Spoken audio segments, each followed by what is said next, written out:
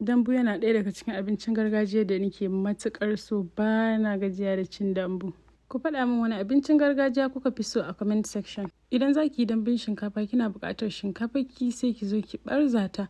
Bayan kin ɓarza ta sai ki je ki wanke ta. Bayan kin wanke ta sai ki zo ki kawo MSG da kuma salt ki saka, sai ki zo ki yi mixing ɗin shi ya haɗe jikin shi, sai ki zo ki saka shi a steamer idan kina da shi. Idan kuma baki da steamer ki zo ki kamar yanda ne, ki saka basket ɗinki a cikin tukunya, kar ki bari ruwan ya taɓa wannan basket ɗin, sai ki zo ki kawo wannan dambun ki zuba a ciki.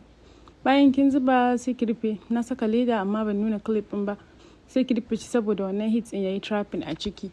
Sai ki zo ki dafa dambunki na farko. Za ki dafa shi ne ba wai ya dahu sosai ba. Ya dan fara yin taushi. Idan ya fara taushi sai ki zo ki sauke shi, ki kawo container ki juye shi. Bayan kin juye shi sai ki zo ki saka seasoning da spices ɗin da kike so. Na saka chicken seasoning, na zo na kawo onion powder, na kawo all purpose seasoning, sai na zo na kawo ɗanɗano na zo na saka.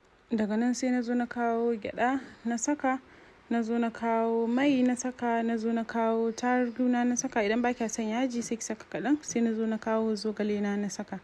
Bayan nan sai na zo na mixing ɗin shi har sai da ya haɗe jikin shi. Don Allah kalli yadda dambun ne yake haɗe jikin shi yanzu. Dambun nan har sai an ce miki zai yi daɗi. To haka da za ki yi ta mixing ɗin shi har sai ya haɗe jikin shi. Daga nan sai ki zo ki juye shi a cikin wannan basket ɗin naki. Ki maida shi akan wuta ko steamer ki. Sai ki zo ki kawo ko towel ko pole paper ko kuma leda ki rufe. Ki bar shi ya ƙarasa dahuwa.